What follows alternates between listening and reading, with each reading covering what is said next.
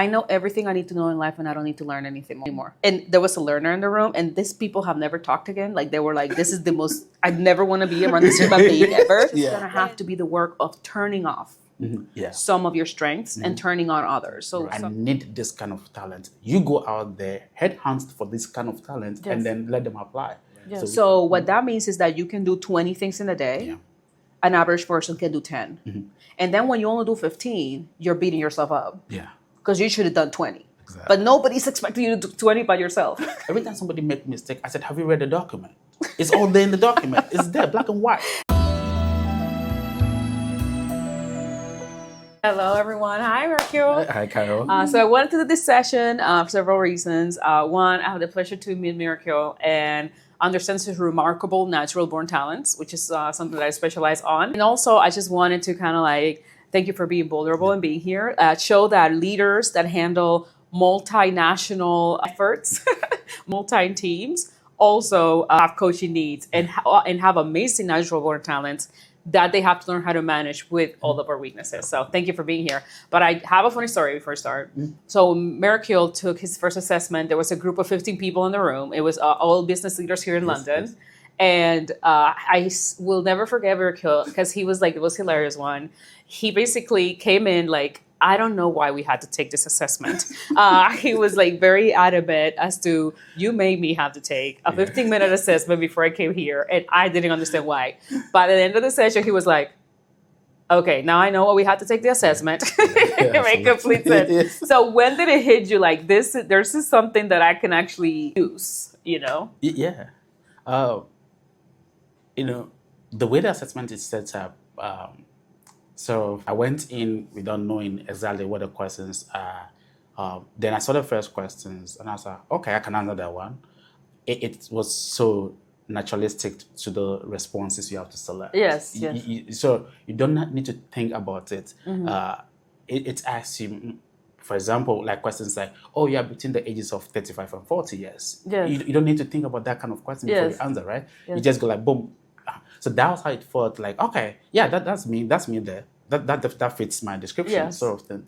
And when I took all that tests, none of it actually made sense. To me until we came into the session. And I was like, yeah, okay.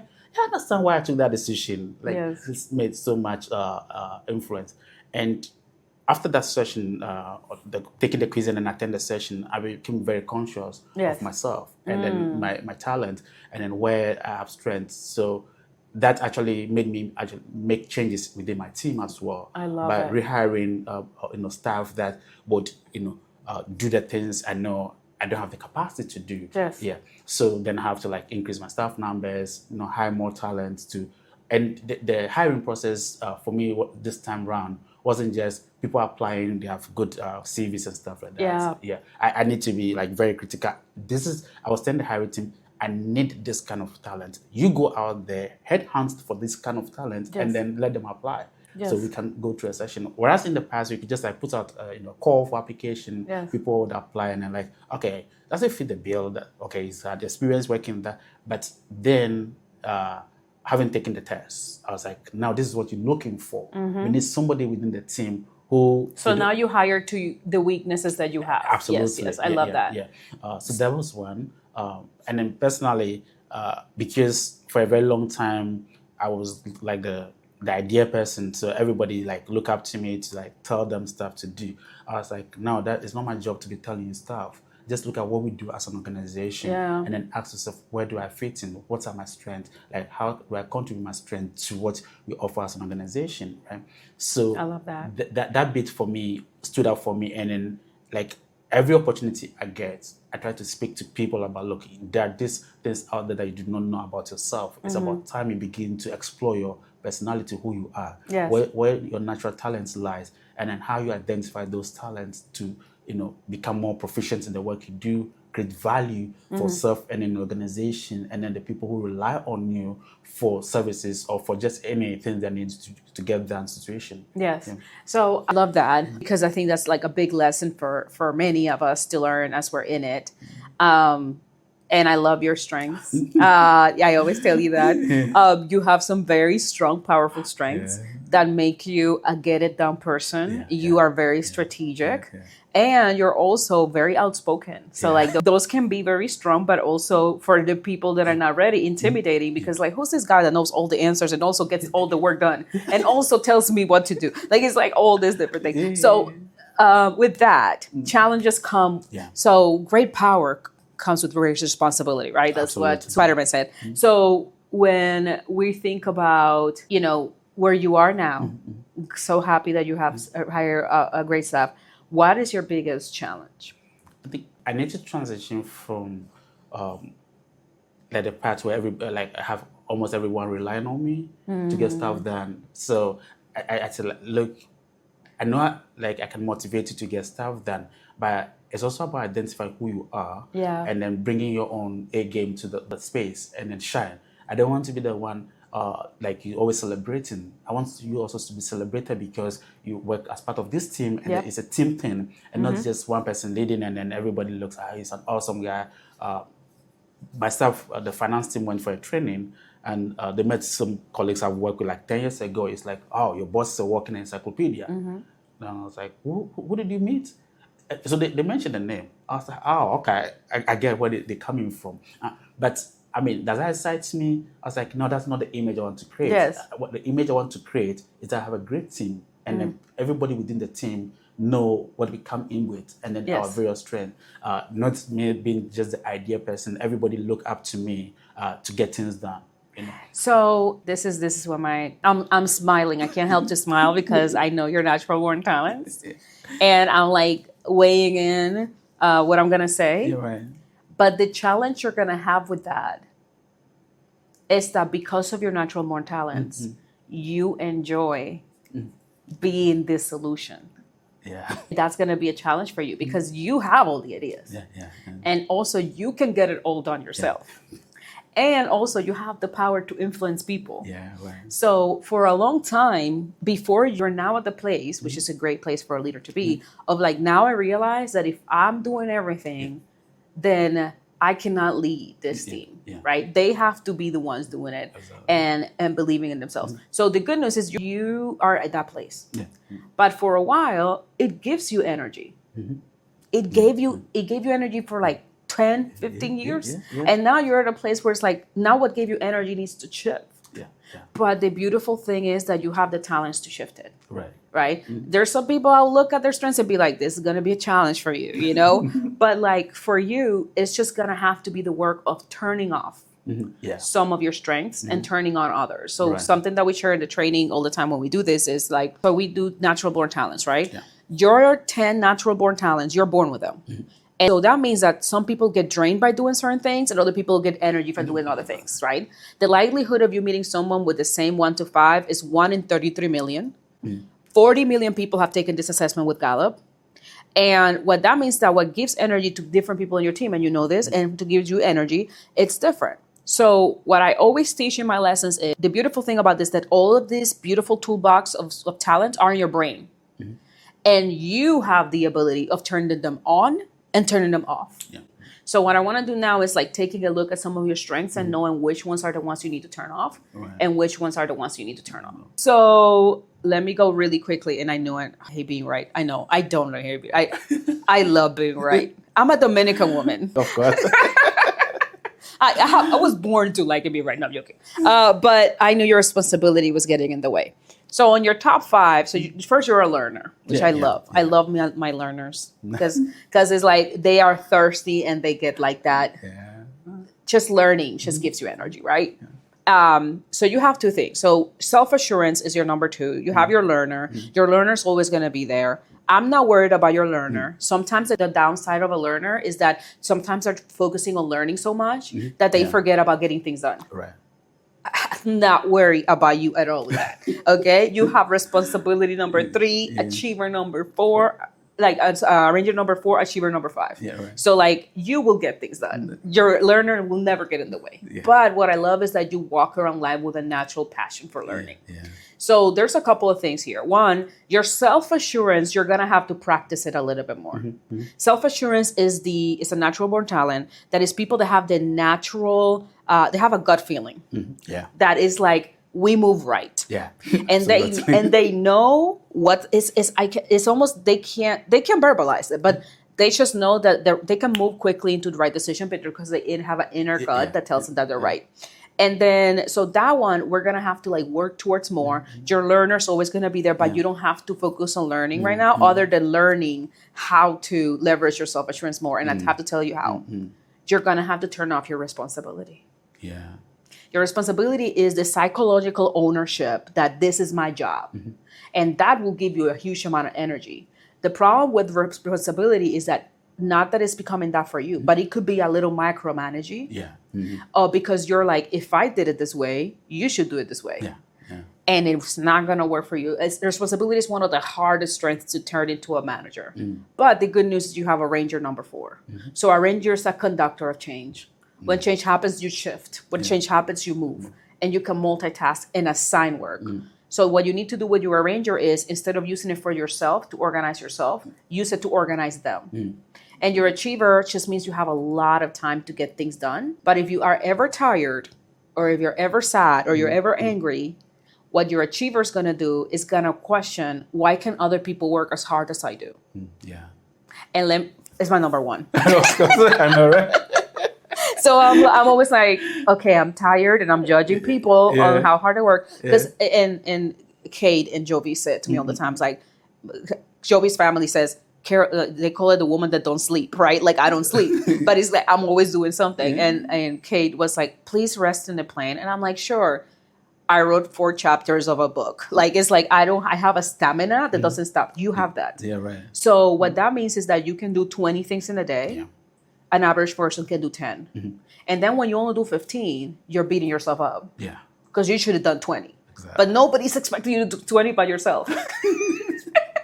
So what you're going to have to do with that one is like turn off the achiever. You can get things done. But like what I always teach, your strengths are mature when you're turning it towards others. So I have a couple of strengths that are mature, but not all of them are. So for your self-assurance, that gut that you feel of we're going right, you need to turn it into others' assurance. Yeah. Instead of self-assurance, others' assurance. So a couple of tactics that I will give you is set up a meeting where, you ask them for how they make decisions. Because that will help you trust more. Yeah. And I'm telling you this because it's important for you to know, because I told him this before, but I don't know if you remember. Very few people have self-assurance in the world. So they have no idea how you got there. Yeah, exactly. So, well, I think since our last meeting, there's one colleague and everybody's sort of like, if Miracle is absent, go talk to him. Yes. Yeah, like he's gotten to the point where if I'm not around, the colleagues are like, if you can't get Miracle, just go and talk to Noble. Yeah. Okay. They're like, he literally now thinks like Miracle sort of thing. And he's sort of like, I pick him right from college. Yeah. And then sort of like, okay, you're going to work with me. So I give him my writings, the things I get done, how I get them done. Yeah. So it's just literally like learn. So you taught him how to like get the job done. You transfer that. Exactly. Yes. Yeah. And a lot more of the colleagues sort of like feel he's. Do they feel like he's the favorite? Exactly. Yeah, they feel like, oh. So they'll call me randomly. Oh, because you're not around, is it okay to speak to him? And I was like, yeah, go ahead. But he's come to the point I feel he's ready to be promoted to a program manager from an associate position, because I just feel like I'm comfortable with like just leave it for him and he's going to get it done. It doesn't even need prompting him like before sort of situation. But it's new to me to like hear it from you, kind of confirming some of the things that I think I've started seeing as part of the changes after taking that test and then having engagements during our session. Yeah. I have a question. Sure. How do you feel when someone on your team makes a mistake? I'm going to be frank about that one, right? So I was like, I was like, why can you not see this? Yes. Like, it's all there. Every time somebody makes a mistake, I said, have you read the document? It's all there in the document. It's there, black and white. There's an SOP. I was like, how do you tell me you don't see it? And then, so I get to the point like, oh, I didn't know. I said, what do you mean you didn't know? Yeah. It is there. Yes. I said, I didn't come to this space like all knowing. It's just because I pay attention to the things I need to get done. So like I learn about the things I need to get done. I know I'm insufficient in this area. What do I do? next thing is to jump on a course and then learn about it. Yes. Be productive in my role. Yes. So it's all there. You don't need to like be told all the time. So when it's like they don't get the things done and they have to call me, I was like, why would you know this? That's what you're here to do. Why do you want me to come tell you situation? And then they go like, oh yeah. It makes sort of like, oh, he's the only one knowledgeable. I said, no, I'm not the only one knowledgeable. It's because you're refusing to learn. Yes. Yeah, that's why you don't see yourself getting it done. Yeah, so it kind of gets you like energy sapping. Like I just feel like, oh God. So this is what I will tell you. And so first of all, this is like one of my favorite moments. This is why I love Miracule.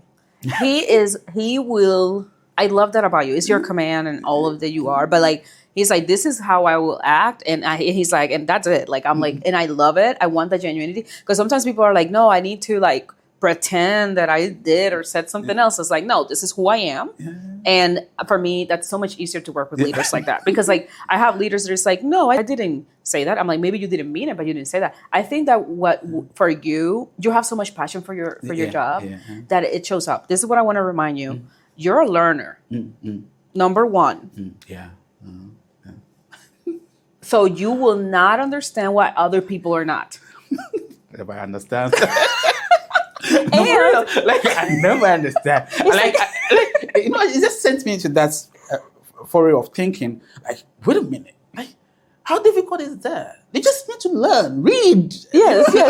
I will tell you. Like an antenna button, I'm always fighting. Especially in this world. Yeah. There's the attention spams is so low. Yeah. So learners are rare. Yeah. And I don't have a learner. Don't judge me. No.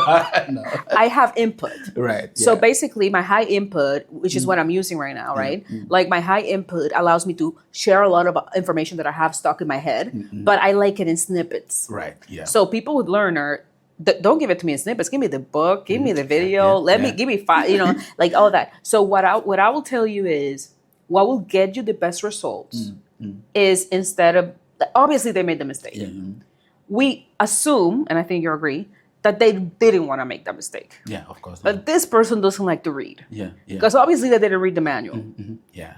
My next question to that person is like, how do you like to learn? Right. I had a person, number 34 learner. So from the 1 to 34 strengths, it was 34 learner. I could not put him next to Miracule or anyone with high learner. But I remember he said to me very clearly, I know everything I need to know in life and I don't need to learn anything anymore. And there was a learner in the room and these people have never talked again. Like they were like, this is the most, I'd never want to be around this human being ever. Yeah. And then I was like, okay, let me go deeper because you're going to have to learn. Like how can you work around without learning? And like this person was just like, communicating and talking. So this particular person, the only way I could get him to learn was like for him to like, make presentations. Right. So in order for him to learn, I had to put him in a room and say, you need to present this topic. And because he loved talking about it, he will read about it. He'll get excited about talking about it. And suddenly he knew the thing. Yeah. So for this particular person, if the manual's too hard, will AI help them? Well, what I think responsibility does, how people have responsibility, which is the reason I'm telling you to turn it off, is that you take the responsibility from his learning. Because you are not happy with the result and you told him that, you are feeling bad for what happened. Yeah. You're not allowing him to feel bad. You're taking all the emotion from him. And guess what he's going to do? He's going to do it again. Did he do it again? Yeah, of course. and it's one of the things I'm like, you know what? This is the point that I feel like you guys need to report to the program manager. Like, don't send me stuff. America's like, you know what? Don't even send it to me. But I love that because it's like, so the best thing you can do is let them feel responsible. Absolutely. You shouldn't feel responsible. Yeah. So one of the things that you're gonna have to like figure out how you can feel because making mistakes can be costly. Yeah. Absolutely. But I'm like, how many mistakes I'm willing to let them do that will not be costly to my company? And let them do them. And then when they make the mistakes and they're like, oh my God, I made a mistake, then go back to the person and said, okay, so what will you do differently next time? Yeah. So, because sometimes this happened to me, when I was mad about a mistake my team did, they were so angry at me being mad, they felt no guilt. Yeah. So now I'm taking away your learning. So now when they come to me, I made a mistake. I'm like, okay, so what would you do differently? Yeah. And the fact that I am expressing no emotion made them feel worse. And now the learning starts, because they're like, okay, I have to do something differently. Turning off your responsibility is gonna help you, and then find different resources that are different ways that they can learn, that is not the typical ways that you and I like to learn. Because you and I love to read. Yeah. Of course. Yeah, it comes naturally. You can't get to a certain level without Exactly. No, thank you for being so vulnerable and sharing that experience with us. Yeah. Is there anything else I can help you with? Well, I think it's a process. Eventually, we will get to talk more. Yes. Again, I'll tell you, it's a tricky thing, because Gallup believes that, and it's true, anybody can do the job with different strengths. But when you as a leader know that you have certain opportunities and you have a team with a certain, if it's amazingly better when you have different people to bring different strengths, and different people do different things. Yeah. Good to see you, Miracule. Thank you. Okay, till next time. Yeah, sure.